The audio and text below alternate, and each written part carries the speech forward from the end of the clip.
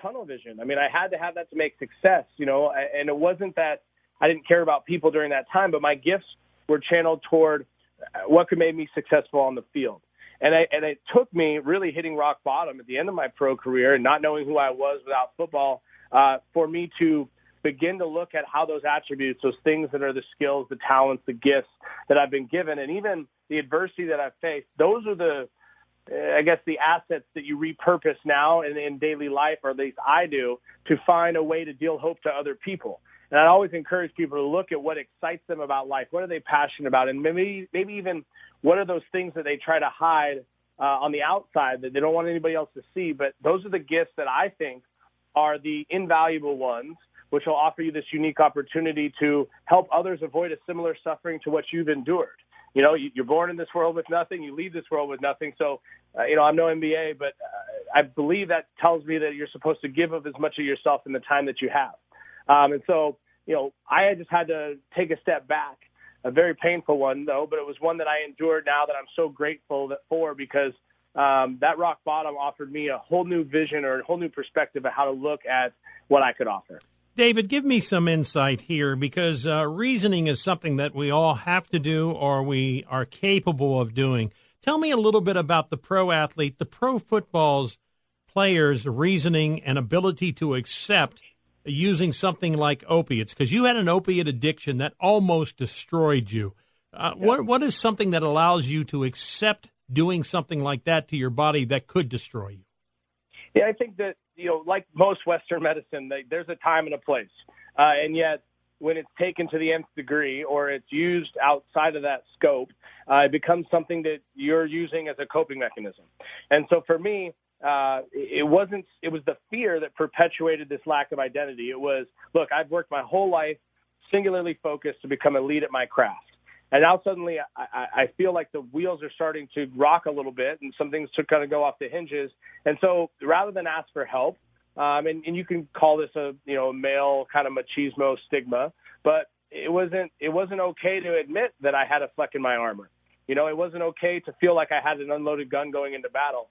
And so I found a lot of truth in kind of the death to my ego and the pain that ultimately was enforced because of that opiate addiction. That was something that I had to sit into. I'm going back to Seattle to speak to the Seahawks and to share with that team and the coaching staff sort of the journey over the last 5 years. And as much as it's been ripe with pain, I think that's been the platform. I don't think anybody really wants to hear what you know unless they know that you care. And when you offer an explanation of what you've endured through the lens that can benefit them, people perk up. And especially these veterans, these guys and gals that I have at the gym that, the VA is pumping them full of prescription meds or psychological meds. And they're trying to bridge this gap that helps them to transition all the way home. But it's one that holistically, I think we can effectively change or impact with positivity through two things. One is a tribe, it's community. It's a community of honesty and open transparency to what's actually festering between the left ear and the right ear. And the second is just a new ridgeline, a new purpose. And, mine was the gym. The gym was my sanctuary. And as I transitioned out of the league, I clung to that sort of arena as a place that I could use pain, purposeful pain, intentional pain, to learn about myself. So I call it sweat psychology, baby.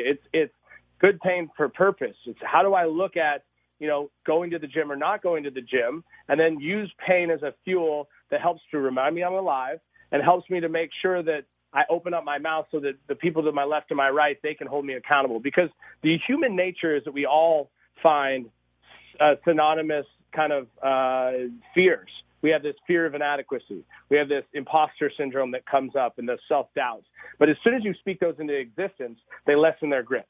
And that's what I've done with sort of my story. And a lot of what I've endured is not just looking at it as, oh, gosh, that was really painful, but what's the deeper lesson? And then how do I parlay that in a way that's meaningful for someone else? We've got about 90 seconds before we have to break, but let's put a human face on this, the opiate addiction that you had and other players in the National Football League and athletes have had as well. Tell me what happened on that balcony in the Hawaiian hotel when you were on vacation with your wife, Sarah. I don't recall this. It was that sort of spiraled out of control. But